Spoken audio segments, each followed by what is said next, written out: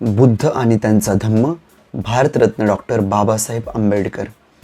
जन्मापासून परिव्रजेपर्यंत सिद्धार्थ गौतम बुद्धांचे कुळ.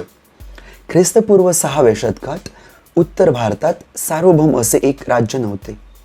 सबंध देश निरनिराळ्या अनेक लहान मोठ्या राज्यात विभागला गेला होता. त्यांपैकी काही राज्यांवर एका राजाची सत्ता होती तर काहींवर एका राजाची सत्ता नव्हती. राजाची सत्ता असलेली राज्य संख्येने एकूण 16 होती. त्यांची नावे अंग, मगध, काशी, कोशल, व्रजी, मल्ल, चेदी, वत्स, कुरु, पांचाळ, मत्स्य, सौरसेन, अश्मक, अवंती, गांधार आणि कंबोजी होत.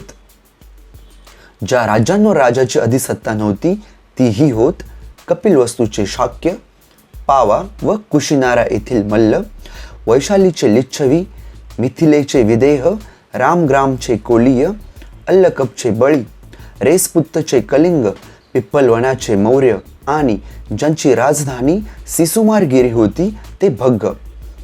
ज्या राज्यांवर राजाची सत्ता होती त्या राज्यांना जनपद म्हणत व ज्यावर राजाची सत्ता नव्हती त्या राज्यांना संघ किंवा गणराज्य असे म्हणत असत.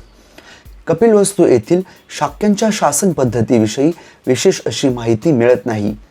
या राज्याची शासन व्यवस्था प्रजासत्ताक होती की त्यावर काही विशिष्ट लोकांची सत्ता होती हे समजत नाही.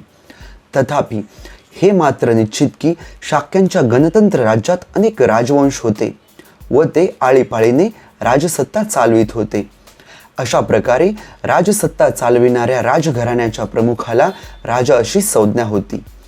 सिद्धार्थ गौतमाच्या जन्माच्या वेळी राजपद धारण करण्याची पाळी शुद्धोधनाची होती. शाक्यांचे राज्य भारतवर्षाच्या ईशान्य कोपऱ्यात वसले होते. ते एक स्वतंत्र राज्य होते.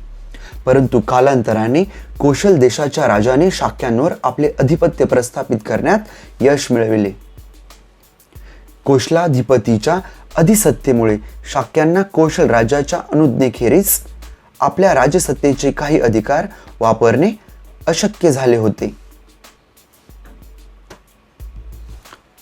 तत्कालीन राज्यात कोशल राज्य हे एक सामर्थ्यशाली राज्य होते. मगधाचेही राज्य तसेच प्रबळ होते.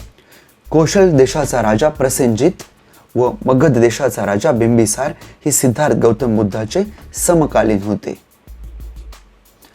तर अशा प्रकारे आपण सिद्धार्थ गौतम बुद्धाचे कुळ पाहिलेले आहे. पुढच्या व्हिडिओमध्ये आपण सिद्धार्थ गौतम बुद्धांचे पूर्वज याविषयी व्हिडिओ पाहणार आहोत. जर तुम्हाला व्हिडिओ आवडला असेल तर अजून अशा व्हिडिओसाठी